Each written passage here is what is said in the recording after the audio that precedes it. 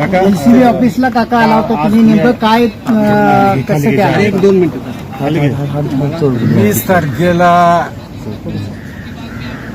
जो सातारा पोलीस स्टेशनमध्ये गुन्हा दाखल झाला होता आणि ज्याचा तपास एलसीबीकडे जिल्हा पोलीस अधीक्षकांच्या आदेशाने एलसीबीकडे जो तपास दिला होता ते बापू शिंदे उर्फ दिनकर महादेव शिंदे हे आमच्या यशवंतनगर जिल्हा परिषद गटामधून राष्ट्रवादी काँग्रेसच्या माध्यमातून विजयी झाले होते आणि त्यांचा अपहार आणि त्यांचा खुनाचा प्रयत्न झाला अशा स्वरूपाचा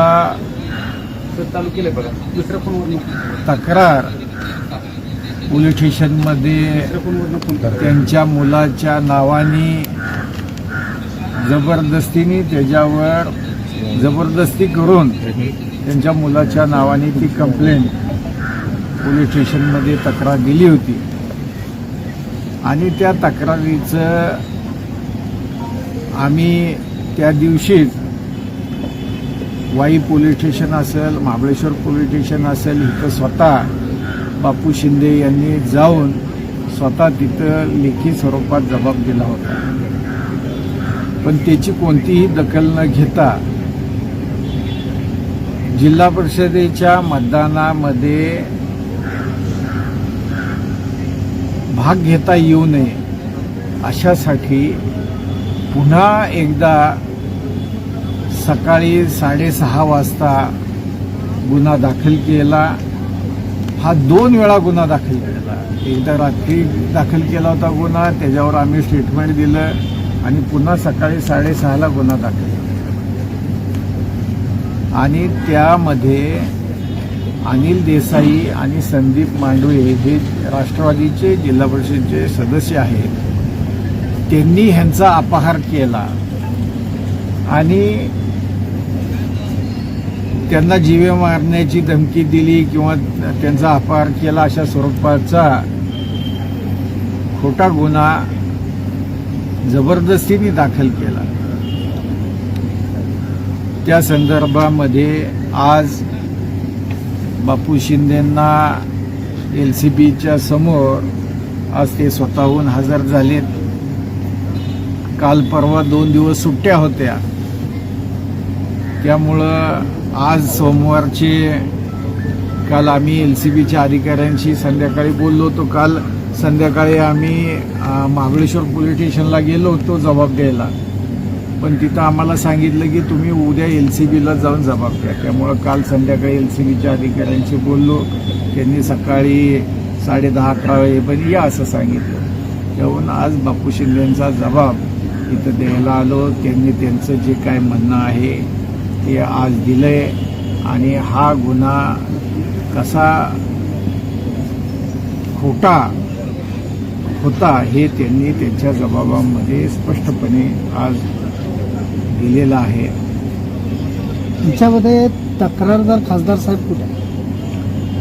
तक्रारदार हा त्यांचा मुलगा ज्यावेळी तक्रार दिली त्याच्यापासनं त्याला जवळपास 24 तास, जवळपास 24-25 तास त्याला अज्ञातस्थळी ठेवण्यात आलं होतं. आता त्याला घरी सोडलेलं आहे आणि तो तक्रारदार आज वाईमध्ये आहेत. ते इथं का नाही आलेले? ते कोर्टात जाणार आहेत का? त्यांची भूमिका काय आहे वडिलांचा आणि त्या तक्रारदाराचं? आज प्रथम आपण ज्यांचं स्वतःचं अपहरण झाले असा ज्यांच्यावर हे होता ते स्वतः येणं हे महत्वाचं. तक्रारदाराची तक्रार काय आहे काय नाही हा विषय आज ज्या त्यावेळी कोर्टामध्ये ज्यावेळी हे जाईल त्यावेळी ती बाजू स्पष्ट होईल. पण आज प्रथमतः ज्यांचं अपहरण झालंय आणि ज्यांना जीवे मारण्याचा प्रयत्न झालाय अशा स्वरूपाचा आरोप केला, त्यांचा जबाब आजचा माझ्या दृष्टीने महत्वाचा होता. काका, पोलीस अधीक्षकांच्या पोलिसांची भूमिका तुम्हाला काय वाटते? पोलिसांची भूमिका निश्चितपणे यामध्ये चुकीची भूमिका होती, संशयास्पद भूमिका होती आणि केवळ सातारा जिल्हा परिषदेमध्ये एका विशिष्ट पक्षाची सत्ता यावी आणि तिथं शिवसेना राष्ट्रवादीची सत्ता येऊ नये यासाठी हे सगळं रचलेलं कुभांड होतं. आणि आज आपण आता पाहिलं असेल, सकाळी विधान परिषदेमध्ये सुद्धा या संदर्भात प्रचंड गदारोळ झाला आणि विधानसभेच्या उपसभापतींनी आज त्या संदर्भातले कारवाईचे आदेश पण सभागृहामध्ये दिलेले. काका, सभागृहात निर्देश दिलेत, परंतु निलंबन होईल असं वाटतं. सभागृहात जे निर्देश असतात तेच आदेश असतात. त्यामुळं ती कारवाई ही सभागृहामध्ये घोषित केलेली आहे.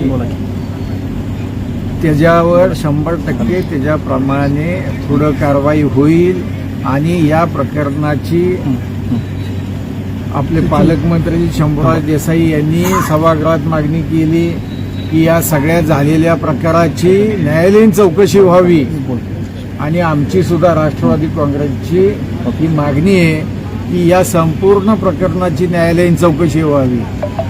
पोलिसांनी जे कृत्य केलं त्या दिवशी गेले 19 तारीख आणि 20 तारीख या 2 दिवशी पोलीस बळाचा वापर करून जे कृत्य करण्यात आलं, सदस्य फोडण्यासाठी, सदस्यांवर दबाव आणण्यासाठी ज्या पद्धतीचा पोलीस यंत्रणेचा आणि प्रशासनाचा ज्या पद्धतीचा वापर झाला त्याची संपूर्ण न्यायालयीन चौकशी होणं आवश्यक आहे. आणि याचा मास्टर माइंड कोणने, कुणाच्या निर्देशावरून पोलीस आणि प्रशासन असं वागलं याची सगळी खोलात जाऊन चौकशी होऊन त्या मास्टर माइंडवर कारवाई होणं गरजेचं आहे.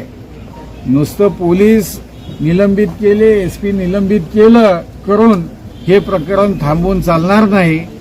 तर त्यांना निर्देश देणारे कोण होते, या जिल्ह्यातले कोणते नेते मंडळी त्यामध्ये इन्व्हॉल्व होती याची संपूर्ण न्यायालयीन चौकशी व्हायला पाहिजे आणि त्यांच्यावर सुद्धा कारवाई व्हायला पाहिजे अशी मी राष्ट्रवादी काँग्रेसच्या वतीने आज मागणी करतो. विधान परिषदेमध्ये